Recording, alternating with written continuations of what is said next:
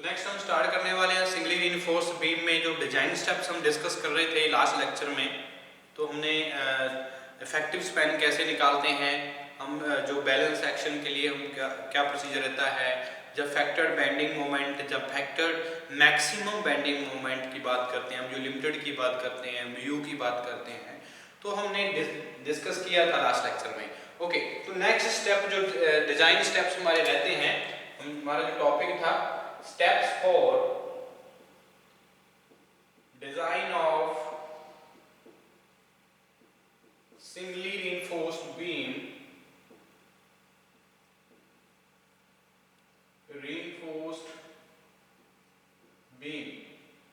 ठीक है जी। तो सिंगली रीइंफोर्स्ड बीम के डिजाइन स्टेप्स हम डिस्कस कर रहे थे, तो कुछ स्टेप्स हमारे बचे हैं वो हम डिस्कस करते हैं। तो सबसे बात करते हैं, हमने लास्ट लेक्चर में area of tensile steel AST कैसे निकालते हैं वो देखा, और नंबर ऑफ बार्स कैसे निकालते हैं। तो नंबर ऑफ बार्स निकालने के लिए हमें एरिया ऑफ 1 बार पता होना चाहिए, जितना AST आएगा उसको डिवाइड कर लेंगे तो हमारे पास क्या आएंगे, नंबर ऑफ बार्स। तो नेक्स्ट स्टेप जो रहता है हमारा स्टेप नंबर 7। नेक्स्ट स्टेप है हमारा स्टेप नंबर 7। तो स्टेप वाइज हम डिजाइन प्रोसीजर देख रहे हैं सिंगली रीइंफोर्स्ड बीम के लिए, तो कैसे कैसे करेंगे। तो बात करते हैं check for minimum and maximum area of tensile reinforcement. Check लगाएंगे, check for minimum and maximum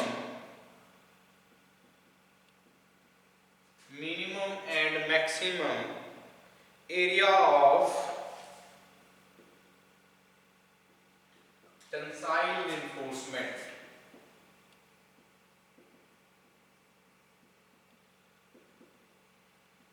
ठीक है जी। तो टेंसाइल रीइंफोर्समेंट के लिए minimum and maximum area of tensile reinforcement क्या रहती है, उसके लिए चेक लगाएंगे। तो क्या कितना होना चाहिए वो भी हमें पता होना चाहिए। ओके, तो minimum area of tensile reinforcement shall not be less then, बात करते हैं मिनिमम की। Minimum tensile reinforcement shall not be less than, तो किससे लेस देन नहीं होनी चाहिए, एक हमारे पास पैरामीटर है, ये आपको पता होना चाहिए। ठीक है जी। AST equal to 0.85 into BD, 85 into B into D divided by FY। ठीक है जी। तो ये रिलेशन हमने याद रखना है, minimum tensile reinforcement shall not be less than, जब AST हम यहां से निकालें 0.85 B into D, B into D क्या है यहाँ पे, area width of the beam और effective depth of the beam. B क्या है, विड्थ ऑफ द बीम, और D क्या है, effective depth of the beam. FY क्या है हमारा, ग्रेड ऑफ द स्टील। ठीक है जी। तो grade characteristic strength for steel, steel की कैरेक्टरिस्टिक स्ट्रेंथ क्या रहेगी, तो उसके अकॉर्डिंग अगर मिनिमम रीइंफोर्समेंट निकालें तो इस जो वैल्यू आएंगी हमारी AST की, इससे कम नहीं होनी चाहिए। ठीक है जी। तो मैक्सिमम और मिनिमम की बात आएगी, तो मिनिमम कम से कम हमारी इससे कम नहीं होनी चाहिए, ये वैल्यू आएंगी इसके बाद। ठीक है, ये बात हमने ध्यान रखनी है यहाँ पे। तो रीइंफोर्समेंट की सारी वैल्यू क्या आती है, हमारी जो वैल्यू आएंगी यहाँ पे AST की mm में आएंगी। BD भी हमारी किस में होती है, mm में। B क्या है हमारे पास, विड्थ ऑफ द बीम, ये भी mm में। D हमारी इफेक्टिव ऑफ द बीम, ये भी mm में। और FY हमारा कैरेक्टरिस्टिक स्ट्रेंथ फॉर रीइंफोर्समेंट रहता है स्टील के लिए, हमारी जो कैरेक्टरिस्टिक स्ट्रेंथ है। और दूसरा हमारा बात है कौन सी, मैक्सिमम टेंसाइल रीइंफोर्समेंट के बारे में। तो maximum tensile reinforcement shall not exceed, ये बात भी ध्यान रखनी है हमने, maximum tensile reinforcement shall not exceed 0.04 into D। ठीक है जी, याद रखनी है बात ये, 0.04 into B into D, B into D। तो मैक्सिमम टेंसाइल हमने फर्स्ट स्टेप में देखा था, स्पेसिफिकेशन में भी देखा था। ठीक है जी। तो किससे एक्सीड नहीं होना चाहिए, maximum 4% of the cross section of the area, जो क्रॉस सेक्शन एरिया रहेगा उसका 4% से ज्यादा नहीं हो, तो ये हमारी क्या है, मैक्सिमम रिइंफोर्समेंट रहेगी, टेंसाइल रिइंफोर्समेंट रहेगी। तो इनके बीच में हमारी जो वैल्यू है AST की या जो हमने रिइंफोर्समेंट प्रोवाइड करते हैं इतनी रहती है। ठीक है जी, तो ये था हमारा check for minimum and maximum area of tensile reinforcement. तो ये चेक लगा सकते हैं हम, और 4% ऑफ B/D करके हम हमारे पास मैक्सिमम वैल्यू रहती है जो maximum area of tensile reinforcement का रहेगा, और 0.85 B/D बाय Fy। ठीक है जी, तो इससे हम क्या निकाल पाते हैं, AST निकालते हैं। तो ये क्या है, minimum area of tensile reinforcement. तो ये मिनिमम टू मैक्सिमम के बीच में हमारी जो वैल्यू रहेंगी, तो ये हमारी क्या होंगी, सफिशिएंट वैल्यूज होंगी according to the IS code 456/2000। तो ये बात हमने ध्यान रखनी है। ओके, तो नेक्स्ट स्टेप की ओर बढ़ते हैं हम। तो नेक्स्ट स्टेप क्या है, चेक फॉर शेयर। तो शेयर के लिए भी अगर हम चेक लगाएंगे तो शेयर कितनी रहनी चाहिए, शेयर की वैल्यू अगर एक्सीड करती है तो क्या प्रॉब्लम्स आएंगी वो भी हमें पता होना चाहिए। ठीक है जी, तो शेयर के लिए हम चेक लगाते हैं। स्टेप नंबर अगर हम बात करें 8th की, 8th स्टेप नंबर क्या है हमारे पास, चेक फॉर शेयर। तो शेयर को चेक करने के लिए जो हमारे बीम में शेयरिंग आती है, तो शेयरिंग कितनी आनी चाहिए, इससे ज्यादा आई तो क्या हमारा जो बीम है होगा, तो जो हम चेक फॉर शेयर। तो शेयर के लिए चेक लगाएंगे, स्टेप नंबर 8 रहेगा हमारा। ठीक है जी, तो 8 नंबर जो हमारा स्टेप है, चेक फॉर शेयर। तो कैलकुलेट द वैल्यू ऑफ, इसमें हमने वैल्यू जो कैलकुलेट करते हैं वो रहती है, calculate the value of tau C, tau V और tau C max and tau C max. ये तीन जो वैल्यू रहती हैं हमारे पास, टाउ वी, टाउ सी और टाउ सी मैक्स, तो हम शेयर को निकाल सकते हैं। तो अगर हमारे पास ये वैल्यू, इनकी स्टैंडर्ड वैल्यूज भी हमारे को IS कोड में दी हैं, कुछ टेबल बने हुए हैं। ठीक है जी, वहां से हम डायरेक्टली टाउ सी मैक्स की वैल्यू को फाइंड आउट कर सकते हैं अकॉर्डिंग टू द जो हमारी इसकी परसेंटेज ऑफ टेंसाइल स्टील रहती है उसके अकॉर्डिंग क्या रहती है हमारी शेयर। ओके, तो बात आगे बढ़ाते हैं। तो हमारा क्या है, अगर सबसे पहले बात करते हैं टाउ वी की, तो टाउ वी की वैल्यू कैसे कैलकुलेट करेंगे, कि हमारे पास क्या है, VU by BD, VU by B into D। तो ये रिलेशन याद रखना है हमने। एवरेज शियर स्ट्रेस निकालने के लिए हमारे पास VU क्या है, factored shear force by B into D, width of the beam and effective depth of the beam. ठीक है जी, और हम बात करते हैं यहाँ पे, ये किसमें रहेगी, न्यूटन पर mm², ये वैल्यू इसमें रहेंगी। ओके, और सेकंड अगर हम बात करें टाउ सी मैक्स की, तो टाउ सी मैक्स को फाइंड आउट करने के लिए ये according to the grade of the concrete, concrete की ग्रेड क्या है उसके अकॉर्डिंग हमारी टाउ सी मैक्स की वैल्यू रहती है। ओके, तो सब बात करते हैं हम। सबसे पहले फॉर M15 ग्रेड हमारे पास टाउ सी मैक्स की वैल्यू रहेगी 2.5 न्यूटन पर mm²।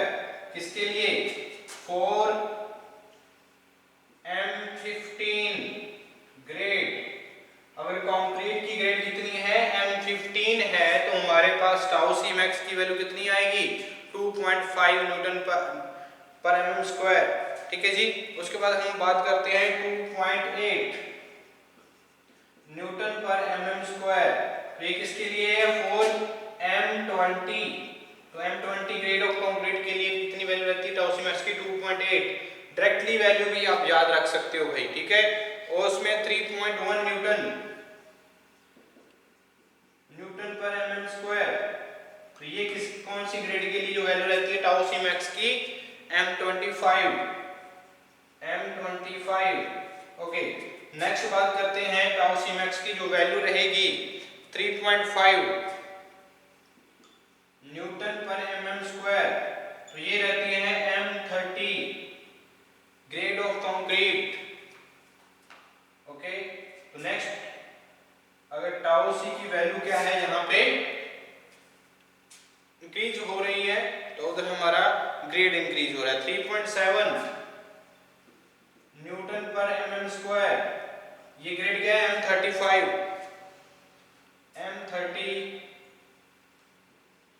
ठीक है जी। तो जब 4 आएगा, जब हमारे पास 4 न्यूटन पर mm स्क्वायर की बात आएगी, तो क्या है जो हमारे 40 M40 और अबव है उनकी वैल्यू रहती है हमारी टाउ सी मैक्स की 4, ठीक है। ये बात हमने ध्यान रखनी है।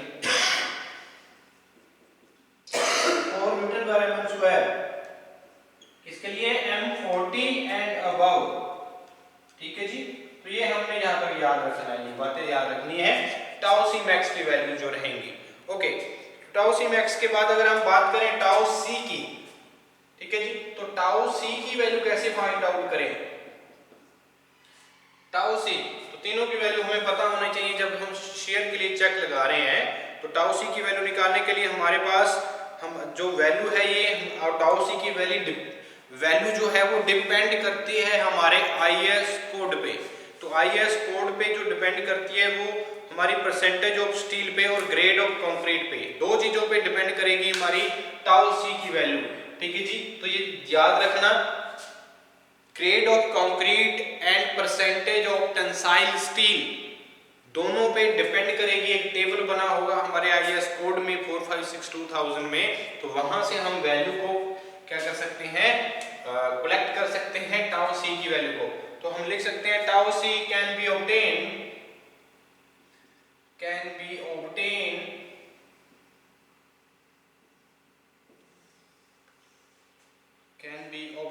from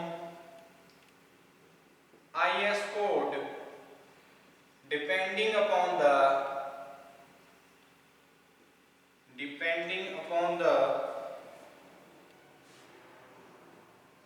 area of tensile steel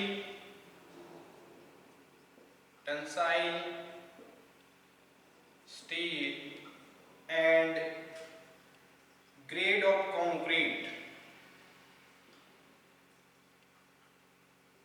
ठीक है जी। तो grade of concrete and area of tensile steel पे डिपेंड करेगी हमारी टाउ सी की वैल्यू। तो ये बात हमने ध्यान रखनी है। ग्रेड ऑफ, अगर हम एरिया ऑफ टेंसाइल स्टील मतलब परसेंटेज ऑफ, सॉरी यहाँ पे आएगा percentage of tensile steel, depend on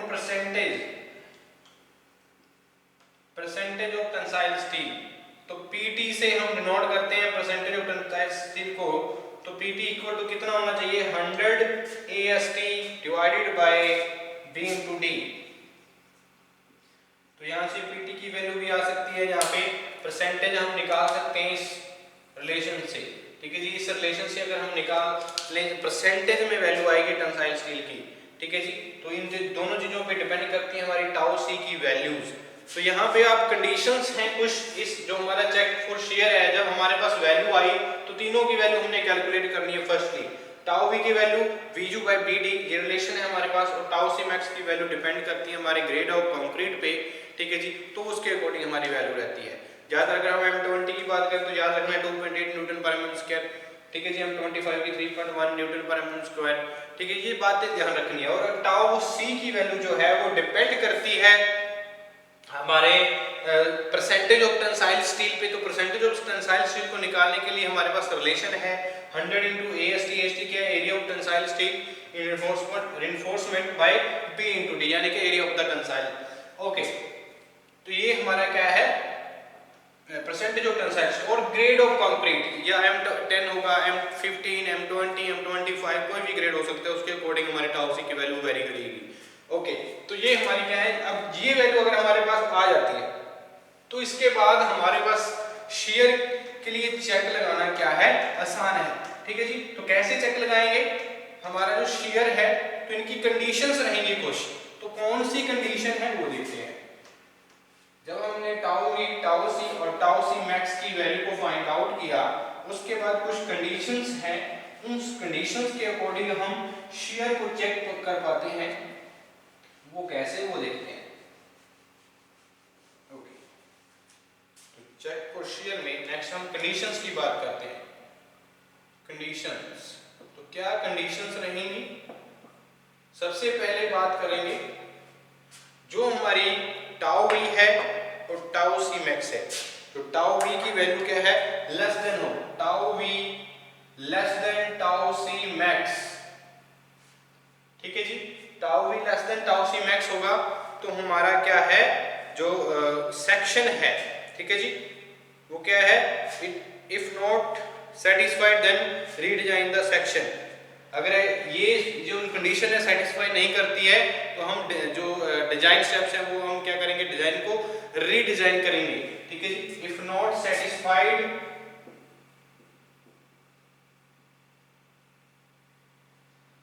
then redesign the section, ठीक है जी। तो हम क्या करेंगे, फिर रीडिजाइन करेंगे सेक्शन को, रीडिजाइन द सेक्शन, ओके। और दूसरी अगर हम बात करें कंडीशन क्या रहती है, tau V less than tau C max होनी चाहिए, ठीक है जी। अगर नहीं होती है तो हम सेक्शन को रीडिजाइन करते हैं, ओके। सेकंड कंडीशन क्या रहती है, टाउ सी less than tau C max होनी चाहिए, टाउ सी less than tau C max, ये भी कंडीशन क्या होनी चाहिए, फुलफिल होनी चाहिए, तभी हमारा क्या है, सेक्शन सही है, ओके। नेक्स्ट जो हमारी कंडीशन रहती है जब हम शेयर के लिए चेक लगा रहे हैं तो क्या है, tau V less than tau C not reinforcement is required. अगर हमारे पास क्या है, if tau V less than tau C max,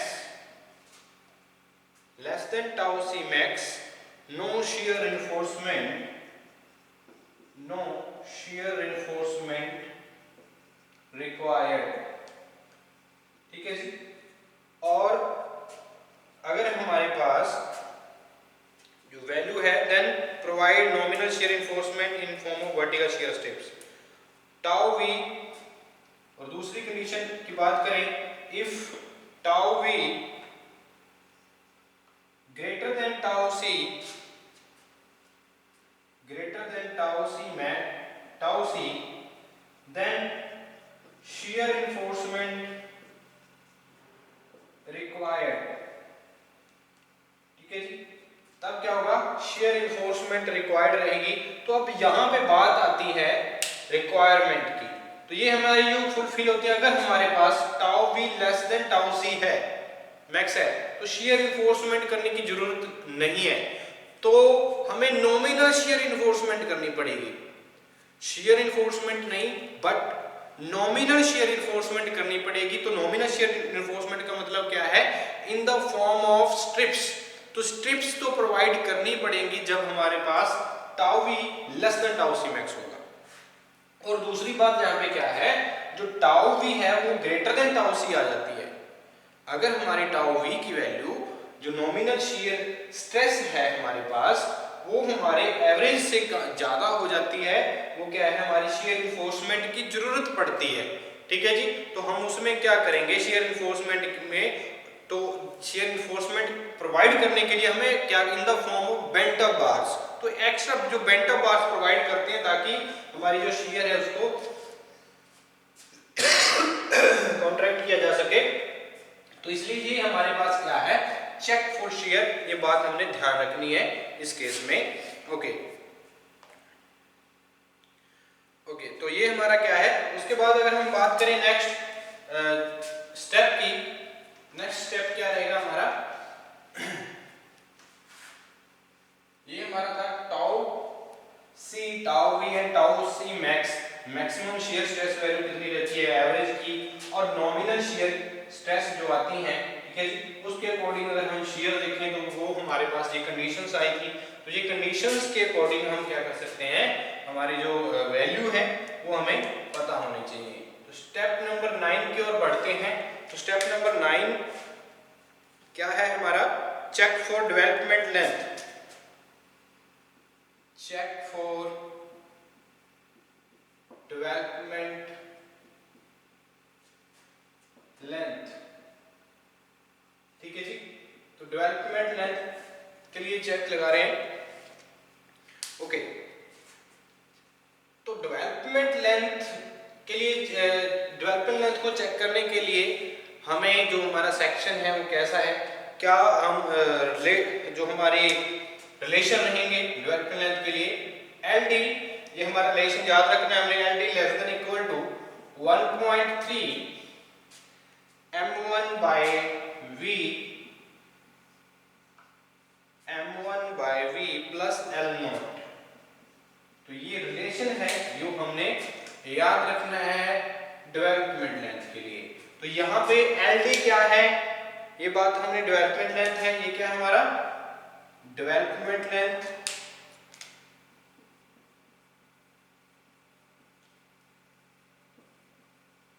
okay, m1 क्या है यहाँ पे, moment of resistance, moment of resistance.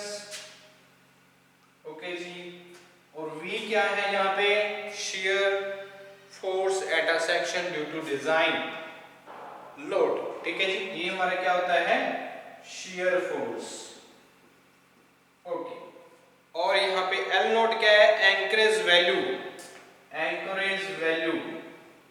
तो एंकरेज वैल्यू जो रहेंगी वो क्या है, वो भी हमारे कोड से हम फाइंड आउट कर सकते हैं। तो ये हमारी क्या है, डेवलपमेंट लेंथ के लिए एक रिलेशन है।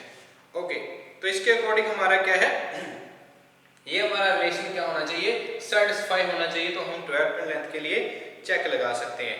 ओके, तो क्या है, बीम और 12 फाई इंक्लूडिंग हुक और bend which is greater. Phi यहाँ पे डायामीटर होता है, अगर हम बात करें तो ये हमारा क्या है, इस तरह से जो रिलेशन होगा 1.3 m1/v मोमेंट ऑफ रेजिस्टेंस, तो ये हमारा लेस देन और इक्वल टू होना चाहिए इस रिलेशन के हमारे डेवलपमेंट लेंथ के। तो हमारी जो डेवलपमेंट लेंथ है वो सही है।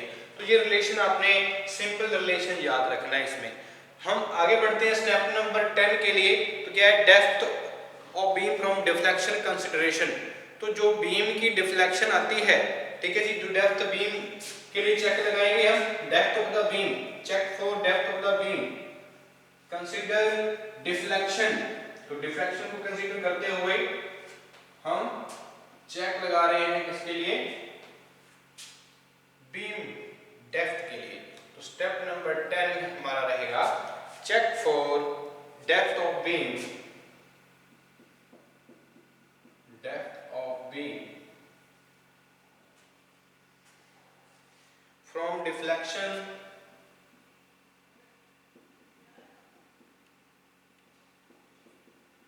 consideration।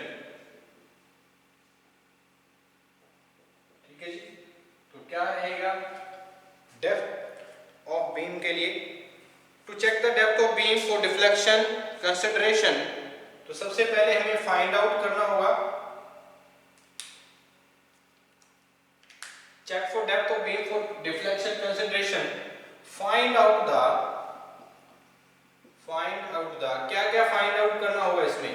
अगर हमने डेप्थ ऑफ बीम के लिए डिफ्लेक्शन की कंसिडरेशन कर रहे हैं, तो चेक लगा रहे हैं, तो क्या होगा, सबसे पहले परसेंटेज ऑफ टेंसाइल स्ट्रेस निकालना पड़ेगा हमें। परसेंटेज ऑफ टेंसाइल स्ट्रेस निकालने के लिए क्या रिलेशन है, 100 * AST by B * D। ये सारे के सारे जो डिजाइन स्टेप्स हैं हमें पता होने चाहिए, डायरेक्टली आपको एग्जाम में पूछे जा सकते हैं। ओके, उसके बाद हमें वैल्यू पता होनी चाहिए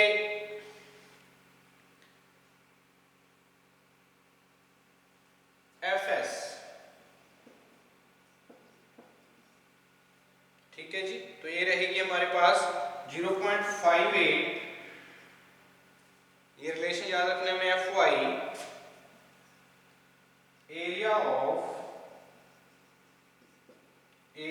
of steel required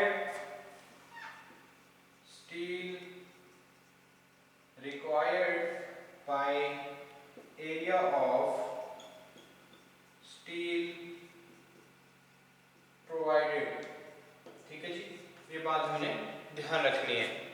ओके, तो उसके बाद हमारे पास मॉडिफिकेशन फैक्टर जब हमने निकाल लिया, तो टेंशन जो हमारे Kc और K1 की वैल्यू है वो हमारे पास आएंगी सिंपली सपोर्टेड बीम के लिए जब हम बात करते हैं।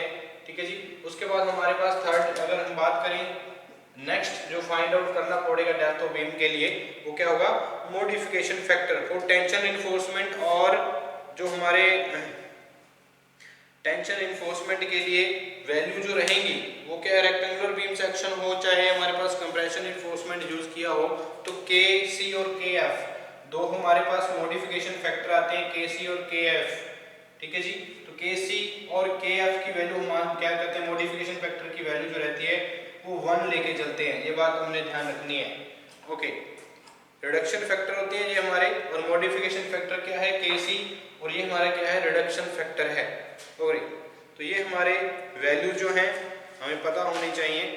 तो इस तरह से हम क्या कर सकते हैं, हमारे डेप्थ ऑफ बीम के लिए ये चीजें हम डिफ्लेक्शन कंसीडरेशन कर सकते हैं। तो सिंपली स्पॉटेड बीम के लिए अगर बात करें, for simply spotted beam,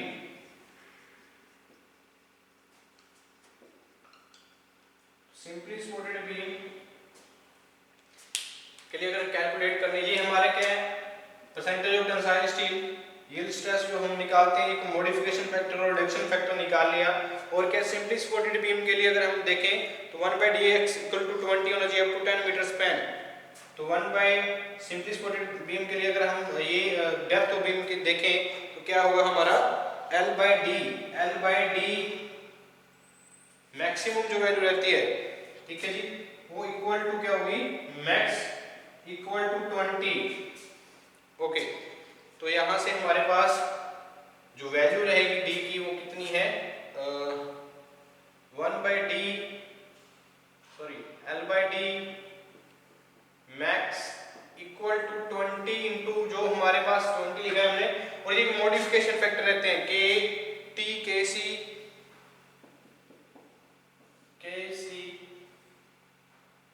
modification factor, reduction factor, ये हम 1 मान के चलते हैं, ठीक है जी, Kf।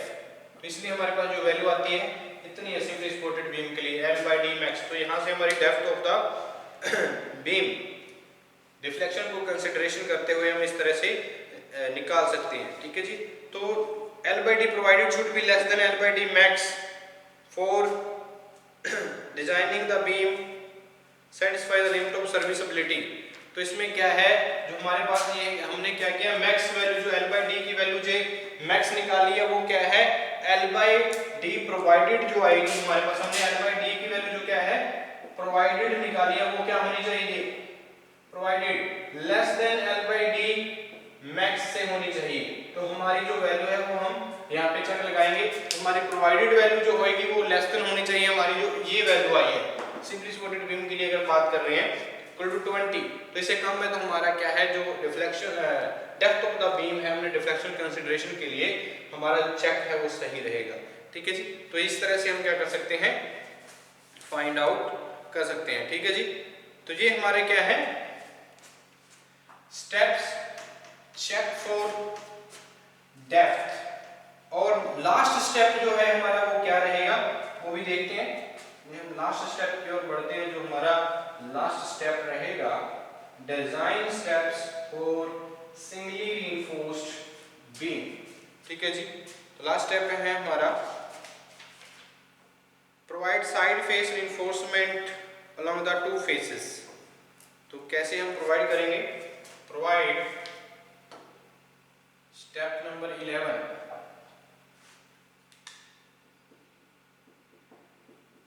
provide side face reinforcement, side face reinforcement along the 2 faces, along the 2 faces, ठीक है। तो ये स्टेप हमारा लास्ट स्टेप है, डिजाइन स्टेप जो रहते हैं हमारे। तो इसमें क्या बात ध्यान रखनी है हमने, if the depth of the beam exceed, if the depth of the beam exceeds 700 mm, तो डेप्थ बीम क्या कर जाए 700 mm से एक्सीड कर जाए, then provide area of the side face reinforcement, then provide the area of side face reinforcement, ठीक है जी। तो साइड फेस reinforcement हम तब प्रोवाइड करते हैं जब जो 700 mm से हमारा जो डेप्थ है वो एक्सीड कर जाए। तो ये AS कितना होगा 0.1% ऑफ, तो ये से नोट करते हैं एरिया साइड फेस reinforcement को 0.1% ऑफ वेब एरिया। तो ये बात ध्यान रखना, इतना होनी चाहिए हमारी जो वैल्यू है साइड फेस reinforcement की। तो ये हमारा क्या है स्टेप्स सारे के सारे जो हमारा, अगर स्टेप नंबर 12 की बात करें तो स्टेप नंबर 12 क्या रहेगा, हमारी जो हमने जो सारे के सारे स्टेप्स डिजाइन किए हैं उसकी जो समराइज और डिजाइन ड्रॉ करना है, नीट स्केच ड्रॉ करना, ठीक है जी। Summarise the design, summarise